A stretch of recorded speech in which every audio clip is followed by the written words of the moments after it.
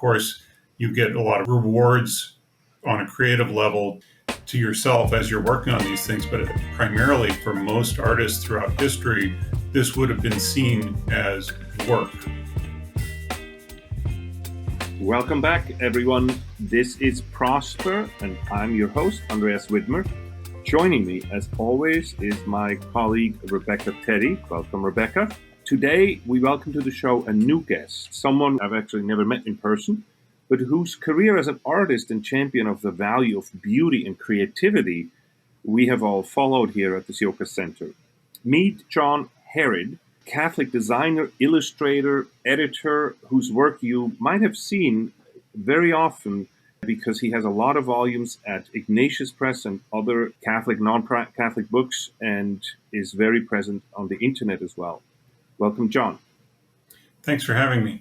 John, you're also the creative mind behind, I think most recently at Ignatius Press, the Catholic Home Gallery, which is kind of an unusual book because it's meant to be taken apart so that people have actually art that they can put up on their walls, right? It's a collection of, well, you tell us what it is. People who are listening to the podcast can't see this, but on the wall behind me, I have some of the prints from this book. But it's 18 works of art from 9 different contemporary Catholic artists who are currently working. And the design of it is that the pages are perforated so that you can remove each one of the prints. And the prints are on 8x10 paper, so that's a standard framing size. So it's easy to pop them out and put them up on your walls. And if you put them all up, you've got quite a tidy little collection there. That's very cool. Tell us what's the impulse there? There's something there that's beyond, it'd be cool to have a couple of different pictures. What are you hoping for Catholic families from that?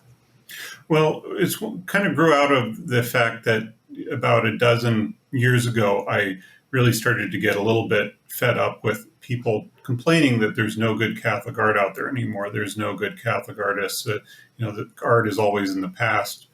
And I happened to know personally a number of Catholic artists who were really great. And then I started assembling a list of other artists I like. And I pitched this idea several times over the years, and eventually it came to fruition. And then I went through and contacted the various artists that were on my top list. I got a lot of them, and we went forward with it. I'm hoping that eventually this will catch on enough that we could do a second volume. But it's basically, I want to bring to people's attention that we have great Catholic artists working today. And also in this book, I profile each one of them and have information about where you can find their work online and where you can support them. That's beautiful. You're a working artist yourself, but I love your interest in supporting other artists and bringing them to the public's attention. And also, I think just championing the idea that not only is Catholic art not in the past, but also Catholic, let's say, benefaction of the arts should not be in the past either. Yeah, in the past, a lot of artists who were Catholic artists, they worked because they had, very wealthy benefactors. They'd often become kind of attached to very wealthy benefactors or wealthy religious orders. That isn't really the case anymore. With most artists now, if they want to make a living, they have to make it piecemeal. And so most artists that I know don't do it full time. There are a few who manage to make it go of it for a full time thing, but a lot of people, this is a part time passion of theirs, but they take the work seriously, and it's great to try to support them as much as you can, because the more that work they get, the more chance they could get towards moving to a sort of full time approach to this sort of art. I don't know if you know this. We just met, but actually our approach to entrepreneurship and business in general is, I think, very close to what you're doing. We see this sort of in the spirit of John Paul II, that human creativity, the call from God for humanity to participate in this creativity, and that can be work, it could be art, it could be any human activity that participate in God's creativity. And we see this as sort of the core calling of work, of business. And I think there's a beautiful sort of parallel between what you're doing. This is part of why I myself noticed what you're doing. I think actually the whole thing that you're doing between creating a book, creating artwork for people on the wall, but creating that need. You're the perfect bridge of this. On the one hand, you're doing art, you're helping others do art, but you also found a need. It's very business focused. You found a need at Catholic homes to say, look, you should have art on your wall, and it should be, good religious art. And you connected the whole thing together. So you do the book, the thing on the wall, and you supply the need for Catholic families. That is what we call principled entrepreneurship. And the book that we wrote about this and that we teach with is called The Art of Principled Entrepreneurship.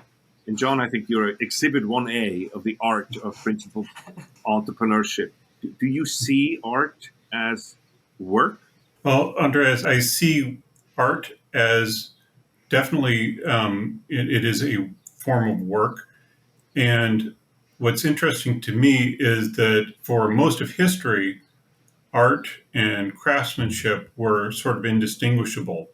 If you look at the great artists of the past, most of them grew up in workshops where this was their family's bread and butter, is they worked as artists. And many of the great geniuses artistically, they came from that background where they were just raised in it. And of course, self-expression is part of it. Of course, you get a lot of rewards on a creative level to yourself as you're working on these things. But primarily for most artists throughout history, this would have been seen as work.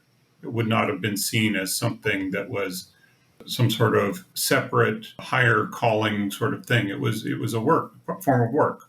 A way to make a living and a way to be creative at the same time, right? And of course, it was to give greater glory to God when you're creating artwork that is going to be placed in a church or something like that. But at the same time, essentially, you learn your craft, you learn it very, very well, and that's what allows you to engage in this sort of creativity. So, John, is there? So I have a wife who's an artist, and for that, I'm somewhat exposed to some of the modern artists or sort of older stuff, but the modern artist that has tension in them of what is art, what is work, what is a hobby, and what is what rises to the level of art versus craftsmanship. Do you see this? What's the difference between a craftsman and an artist? And maybe not just the person, but also the product. I mean, we put the piece of art into the church and hang up or make a mosaic or a painting or something. But what about the bench that we worship on? And it is carved on the sides and everything. Where does craftsmanship end and art start? Or do you see a line there? I do see a bit of a line. I mean, there's craftsmanship when it comes to architecture, many things like that. It's a quote from Hans Urs von Balthasar that I've really always loved, but he talks about the church has to have certain aspects that are a mystery, a mystic sort of aspect to the church, and one of the errors in the church is trying to subject everything to has to have a purpose. And we need to make sure that every single thing we put in our house has a purpose. Otherwise, it's extraneous and we get rid of it. And I think that's one of the things that actually led to many of the over corrections after slightly even before the Second Vatican Council, of removing things from the church because people are like, well, what's the purpose of this? Why do we need this? And so the quote directly from him is, he says, the flow of love between the sexes has meaning, but this meaning transcends any purpose. The play of children has meaning, but is not intended to fulfill any purpose. Great art has meaning, but no purpose. The power of amor cannot be made to drive turbines any more than the power of caritas between Christ and the church. So I think that's kind of your distinction between art and craftsmanship. Craftsmanship can have purpose.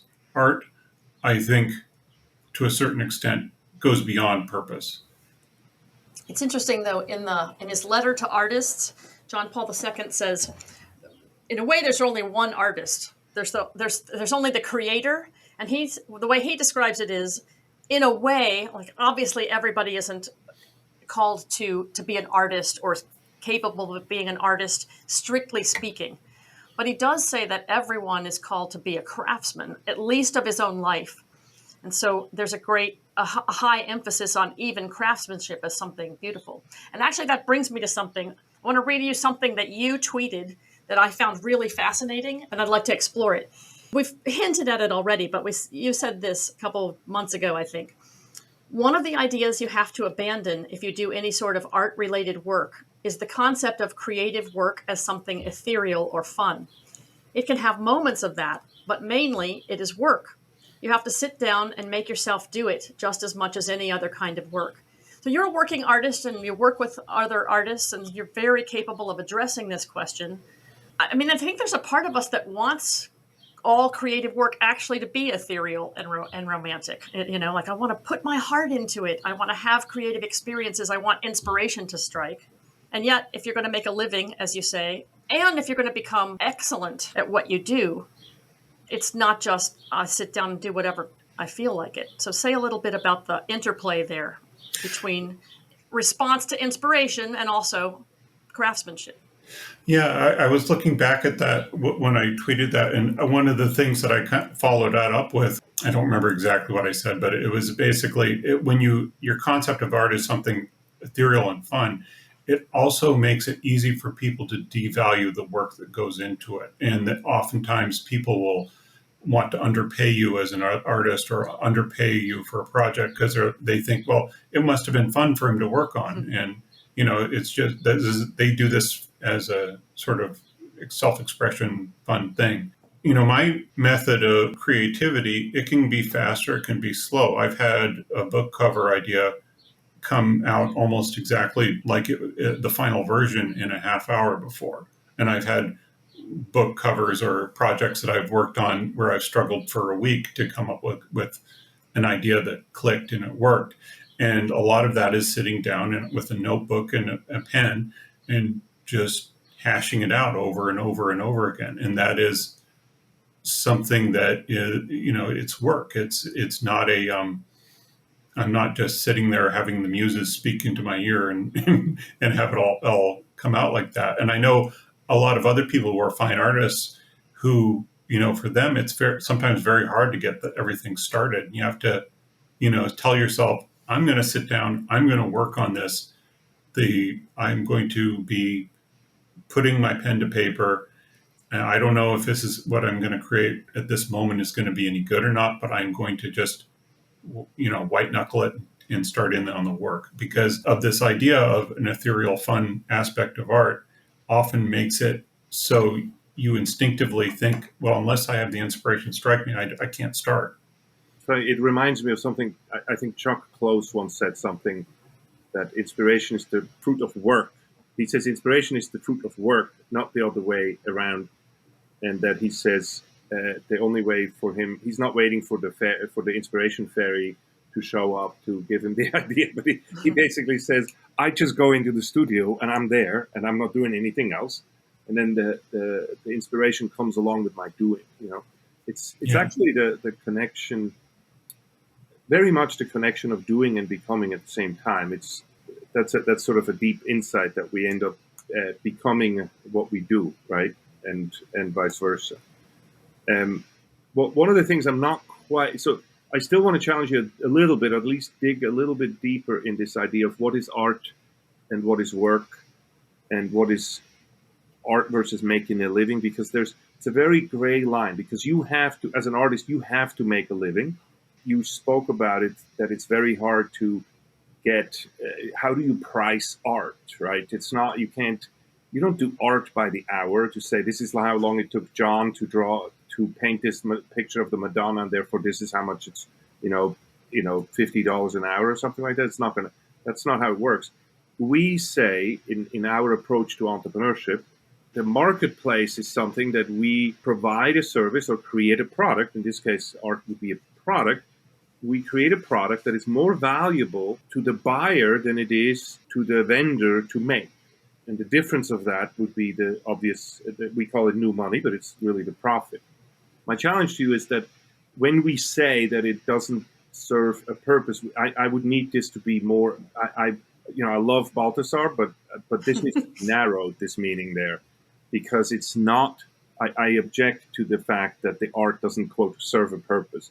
Maybe we could say it has no utility in the utilitarian sense, but the purpose of the art that you make, John, is very high, and it has a high purpose for me because it leads me to meditate, and therein lies the difference between what it costs you to produce this art and what I'm willing to pay for it, because the value it creates for me is so much more, right?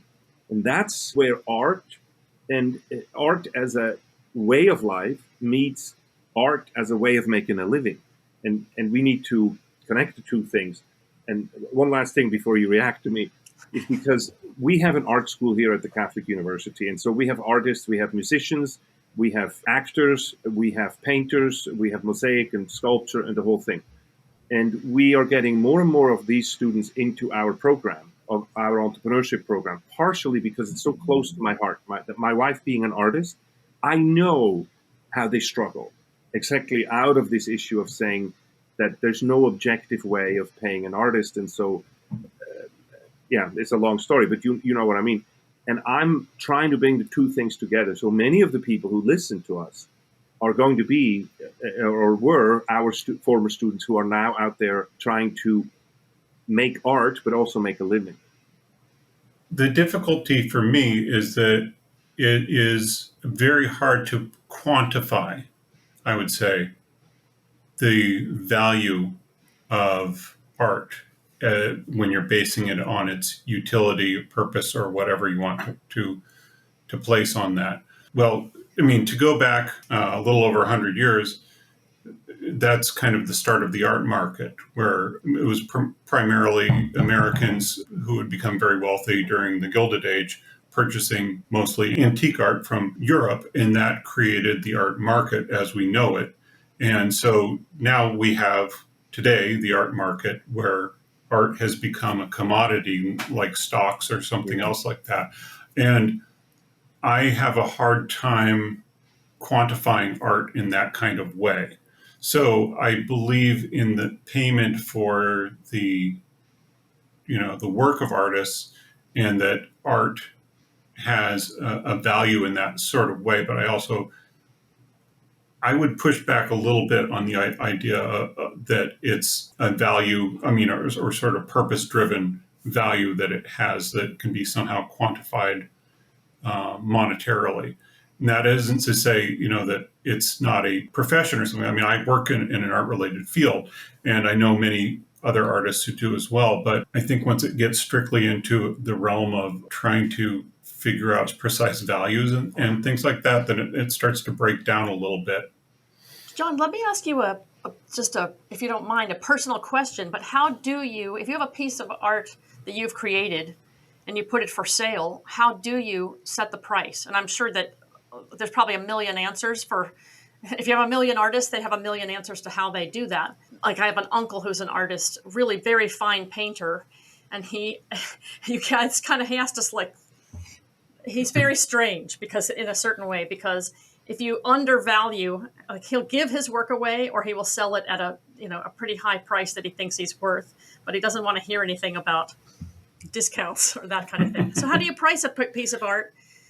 And is there an element of it that it has to do with how much, not just the materials, but how much time you put into it? Well, Rebecca, I mean, I most of the art that I create is in the service of my current job, which is, I design book covers and do other things like that. I do sell some art, and I've done some commissions, and the pricing, I have to say, is kind of all over the place. It's based on what I think the person I am doing the work for can afford, and it's not my primary job, so I'm not having to make a living from it. But at the same time, I also don't want to undercut people who are working full-time doing something. So generally I try to look at what people are doing as a sort of comparable guide. So, for example, right now I've got some prints that I've made that linoleum block prints, and I sell them on this website Etsy, which a lot of other Yeah. people sell their artwork on. And Yep. I I've seen priced some it. of those. Yeah, so I priced it to be roughly about the same as other artists that are working in the same medium. So it is sort of a, I'm looking at what the current market rates are and going off of that. Well, this is great stuff, but let's take a quick break before we continue our conversation. Hi, I'm Father Bob Gall, Director of the Church Management Program at the Catholic University of America. Are you a Catholic layman, woman, priest, or religious running a beautiful school, parish, or apostolate, wrestling with finance and administrative issues you never imagined when you first answered God's call? Are you striving to build something beautiful for God and his people, but need training in personnel management, fundraising, and managing assets in accord with canon law? Well, the Church Management Program at the Catholic University of America's Business School offers a flexible program for you. Our self-paced online programs will help you and your team get the tools you need to see your mission advance, even beyond your wildest dreams. The Catholic University of America is now accepting applications for the master's degree in church management for those aiming to begin their studies in early 2025. One can also enroll in individual courses or pursue one of our graduate certificates. For more details, find us in the show notes for this episode of Prosper or visit our website, meam.catholic.edu. That's meam.catholic.edu. Does treating art as a work, as real work, which I think is I think that's the right approach. But does it take the joy out of it in any way? Like I've heard, even to use an example that has nothing to do with business as such, but I've heard like my daughter, who used to be an inveterate novel reader, and she had a really, really challenging high school career. And at the end of that high school career, she kind of killed her love of reading in a way, at least for a time, because it just took the joy out of it. And I've heard people say that. And something that's said in the business world a lot is that you should look for flow, that easy feeling of just losing yourself in the work that you're doing. And I understand what's being said there, and I certainly don't think people should dedicate themselves to work that they literally hate and find draining if they can avoid it. But I also think all work does have drudgery to it, and so I'm a little bit skeptical of the constant pursuit of flow. So I wonder what you would say about that. Yeah, I think that it's definitely, I've known a number of people who got into one aspect of creative industry and ended up shifting to somewhere else because it did start to destroy their joy in what they were doing. I think that when it comes to art, it is one of those things that oftentimes, for me at least, it will go from something that it does feel kind of like drudgery into suddenly I have a breakthrough and suddenly I am getting into that flow again. And so if I'm working on something where it does seem like constantly like this one project, it just keeps being a drudgery sort of thing, then sometimes going back and trying to look at how I'm approaching it can help break out of that a little bit. But I think that part of it also is adjusting the expectations of what you think you're going to get out of this as a type of work. Because I think with almost any kind of job, if it's something that you are good at, there's going to be times when it just feels great. Like, for example, my wife, she works in IT and she's very good at problem solving. So when she gets into one of these problem solving modes, for her, that is the most enjoyable part of the job, where everything's flowing. She's solving these problems. She's feeling great. She feels very competent. But then there'll be these other things where, it's kind of a slog. And I think that it's not unique to art. It's something that happens with every kind of jobs that you would have. So I take it that you don't go into flow when you do invoicing for your work.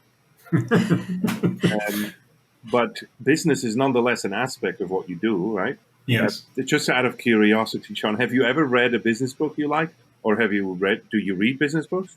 I have read some business books. Mostly the business books that I've read have concentrated more on, less on the financial stuff and more on the planning side of things. Yeah. So books such as Getting Things Done, Yeah. stuff like that. A lot of what I do work-wise is heavily involved in like project management, managing other people. Because I design all of the catalogs for Ignatius Press, and I work with different Yeah. partners for that. And I also do a lot with our other advertising. And so for me, where we get more into like the financial aspect is doing things like looking at the results of a promotion that we did in a catalog, like breaking that down. How did that do? What was the cost of the catalog? How much did it cost to print it? What kind of return did we get? And do we want to do it again? That sort of thing. And so I would say that as far as like business books, it's yeah, like I said, it's mostly been reading the more nitty gritty, like how to motivate yourself to get a schedule going.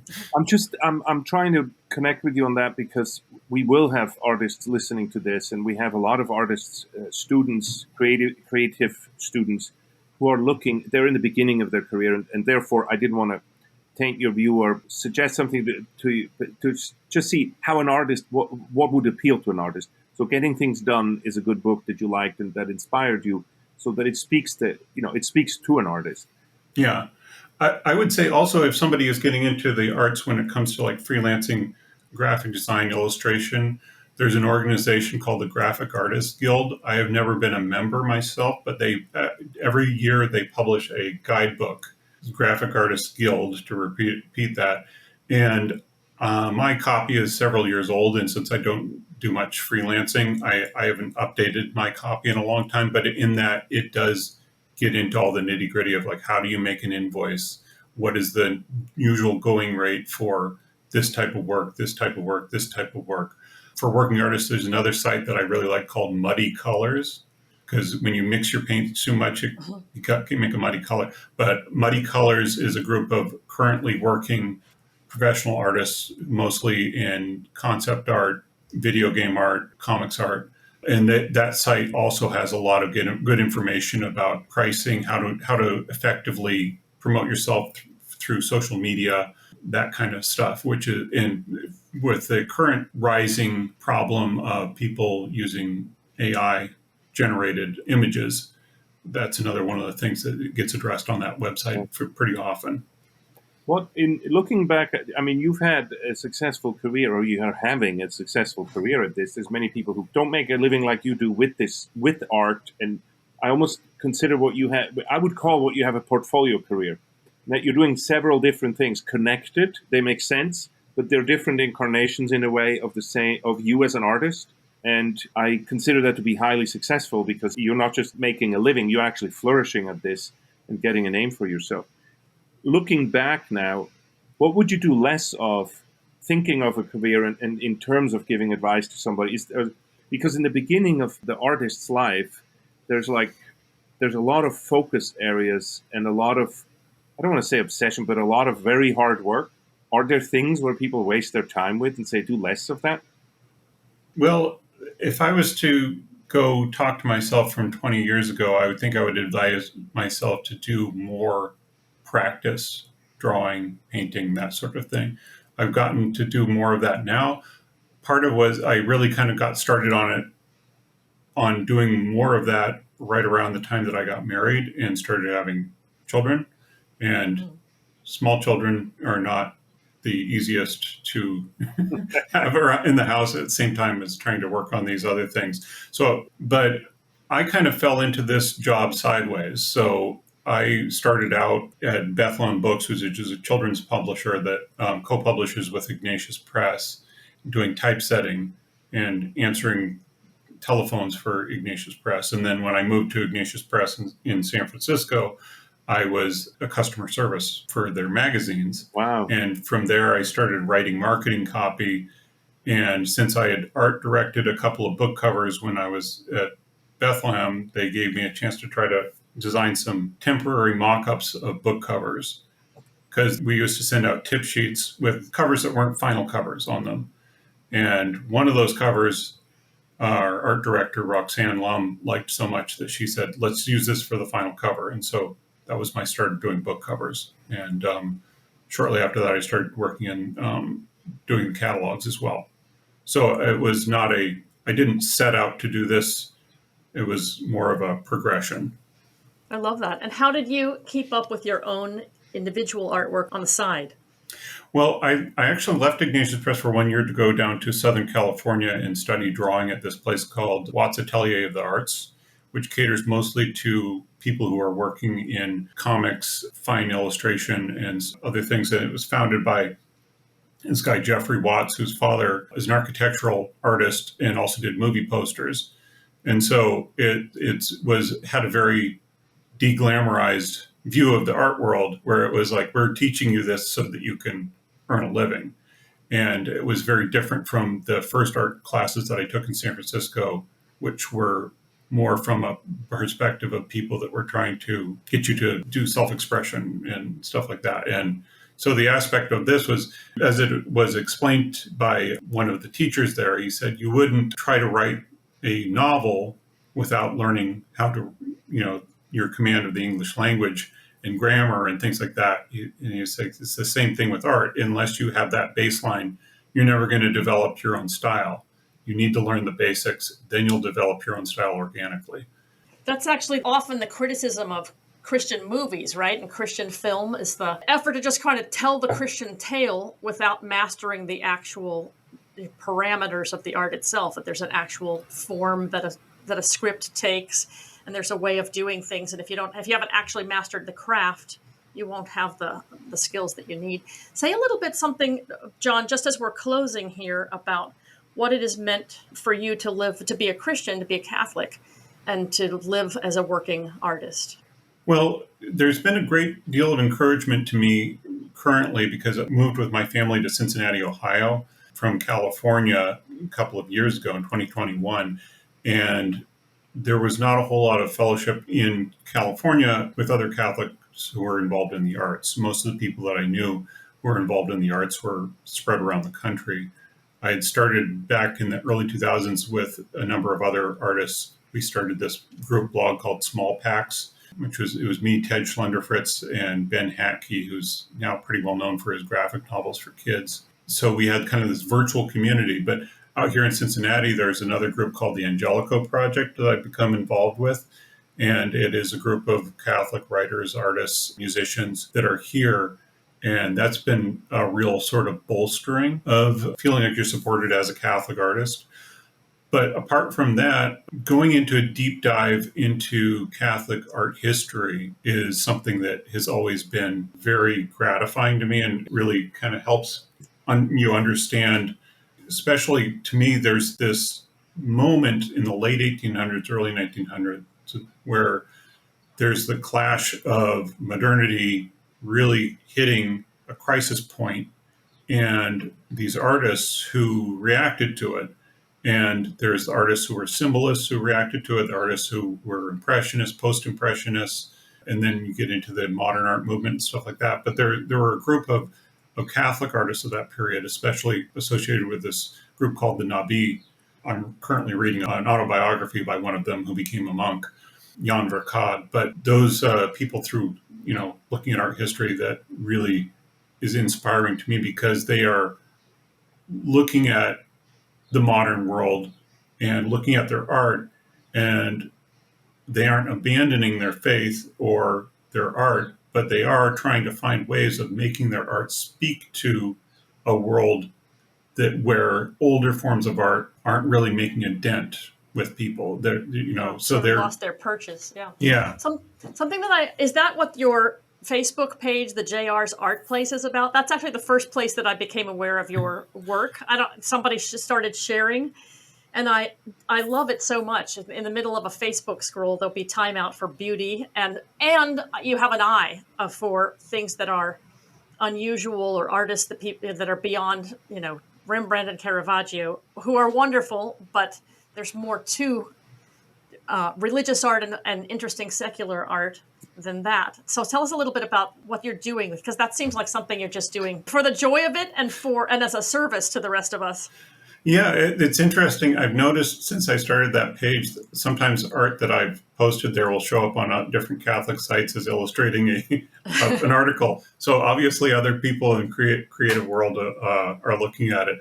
But yeah, that actually grew out of on my personal page on Facebook. I started posting art every day in 2016 because things were getting very rancorous on social media during that election season. And eventually I decided to move it over to a public page, and that's where that came from. But it afforded me, a little bit of time every day to go look at art, and then I would look at some artist and I would say, this guy's fascinating. Why haven't I heard of him before? And I would look up who his teachers were, who his colleagues were, or I would set myself a challenge like this month I'm only going to post artwork from women, or I'm only going to post artworks from non-European artists. And through that, I discovered a whole lot of artists I'd never heard of before. Well, I love it, and I'm so grateful for it because I'm a rank amateur, but I just love learning from your rabbit holes.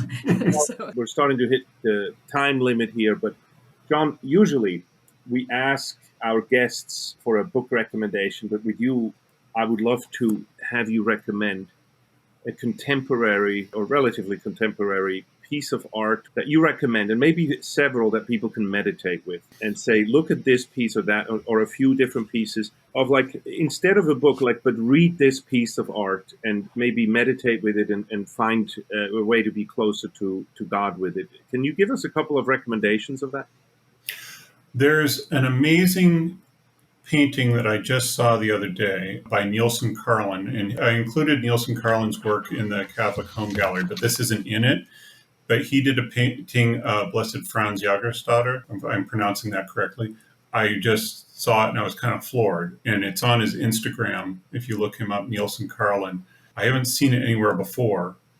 The color scheme on it is just amazing. It's kind of an older sort of medieval style depiction where he's kind of holding his head after being beheaded. There's no gore or anything like that. It's a very amazing. It made me want to just stop and think about it and look at it for quite a while. Trying to think of some other ones that recently that I really loved. There's another artist who I included in Catholic Home Gallery. This also is a work that's not in there, Gwyneth Thompson Briggs. She did this marvelous pair of portraits of Benedict and Scholastica, which I included there in the Catholic Home Gallery. But she also recently, and these are up on her website, Gwyneth Thompson Briggs. She did a pair of portraits of St. Martin de Porres and St. Rose of Lima. And they include some gold highlights in them, and they're really beautiful. And it's, one of those ones where you kind of have to have them together to look back and forth between them to really get the full impact.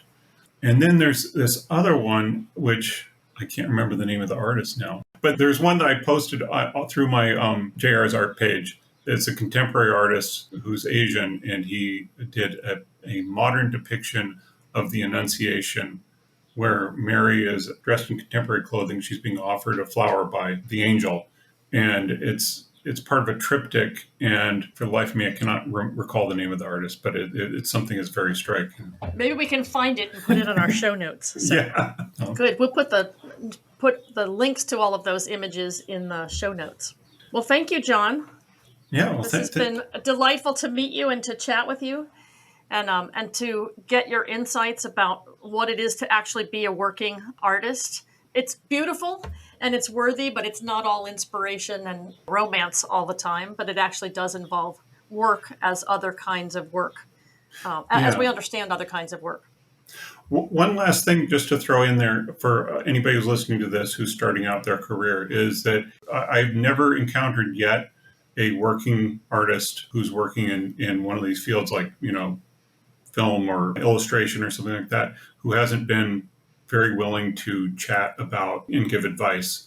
So if you are somebody who's just starting out like that, start following people who are working artists on social media and look up places like the site I mentioned before, Muddy Colors, and start asking questions in the comments and stuff like that. Most of these people really, they're very generous with their time and they're very interested in helping out newcomers to the field. That's great advice. Thank you. Well, I think this is our time for today. John, thank you very much. And Rebecca, always a pleasure to work with you. Thank you. Thank you, Rebecca. Thank you, Andreas. Thank you. Take care, and till next time, we hope you prosper.